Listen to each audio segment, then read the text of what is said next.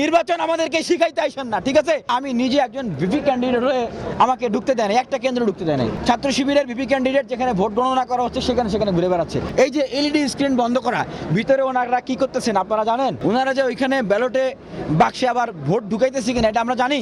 19 সালে ডাকসু নির্বাচন করেছি। এই জেনজি প্রজন্ম আমরা আওয়ামী লীগের প্রহসনের নির্বাচনকে লাথি মেরে শেখ হাসিনাকে এই বাংলাদেশ ছাড়া করেছি।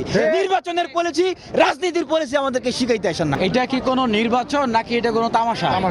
তামাশা। ঠিক সকাল 11টার দিকে আমি নিজে এই টিএসসিতে এসেছিলাম, ভোট কেন্দ্রে আমাকে ঢুকতে দেন নাই মোনামি ম্যাডাম। তাহলে কিভাবে এইখানে ছাত্র শিবিরের যিনি ভিপি ক্যান্ডিডেট তাকে ঢুকতে দেওয়া হলো?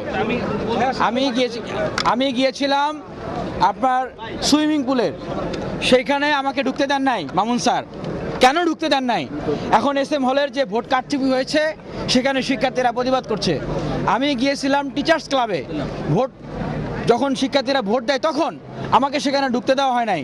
কিন্তু সেখানে ছাত্র শিবিরের যিনি ভিপি ক্যান্ডিডেট তিনি ভোট গণনার সময় সেখানে ঢোকে। আরে ভাই, ভোট দেয় সেই সময় আমাদেরকে ঢুকতে দেয় না, আর ওনারা ভোট গণনার সময় সেখানে ঢোকে। এটা কি নির্বাচন না তামাশা রে ভাই? 4 ঘন্টা ধরে তাহলে তো ডাকসুর দরকার ছিল না, আপনারা ক্ষমতা ভাগাভাগি করে নিয়ে যেতেন। ডাকসু কি জন্য দিতে, মানে ডাকসুর ভিতরে কেন আসলেন?